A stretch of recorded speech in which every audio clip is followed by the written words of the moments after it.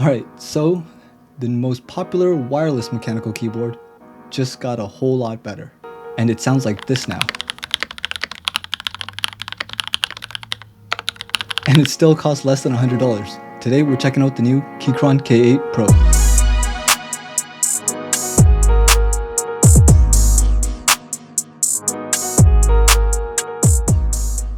Hey folks, it is a lovely day here again in the ghetto, and what better way to spend it than to talk keyboards. So what is the K8? To keep it short, it is a 10 keyless mechanical keyboard, meaning there's no numpad. It can be connected to your device either wired or wirelessly through a Bluetooth connection. And it also has a 4000 milliamp rechargeable battery inside and can be charged through the USB-C connection. And most importantly, it has adjustable feet to provide the most comfortable typing experience. And of course, there's RGB. Now let's talk about what's new. The board now comes with screw-in stabilizers, which I found to be pretty good. The PCB now has KL hot swappable sockets, meaning you can swap in and out switches without having to worry about soldering or desoldering.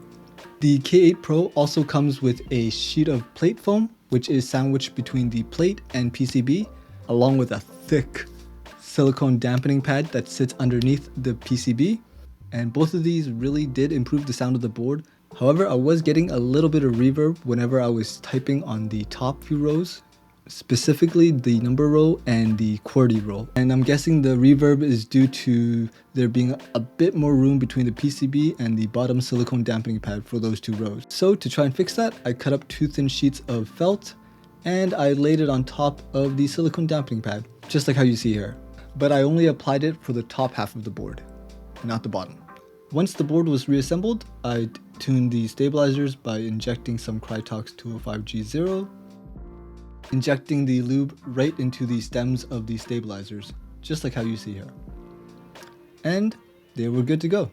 The biggest update to the K8 would probably have to be that the board is now compatible with VIA and QMK.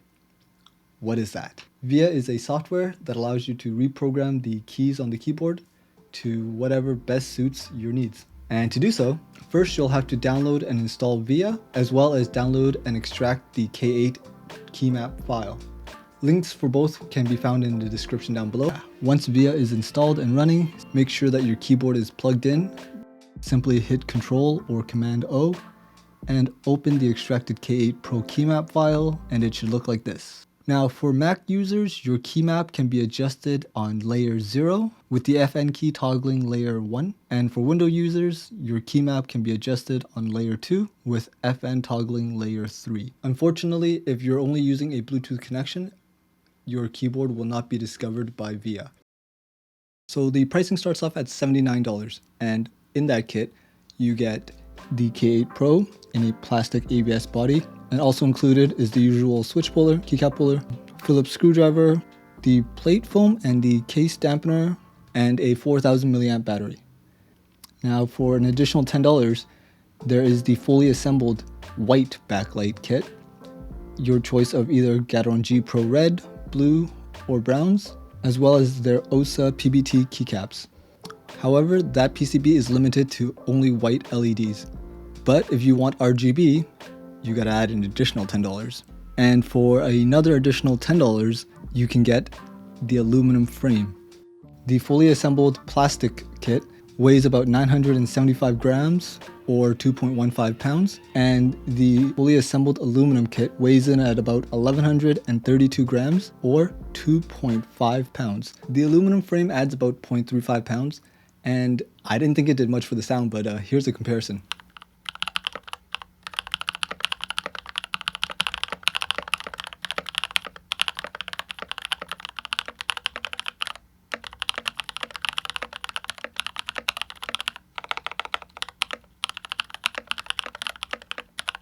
Now, the kits that I would recommend, if you don't care for RGB whatsoever, I think the one with the best value is the $89 fully assembled white LED kit.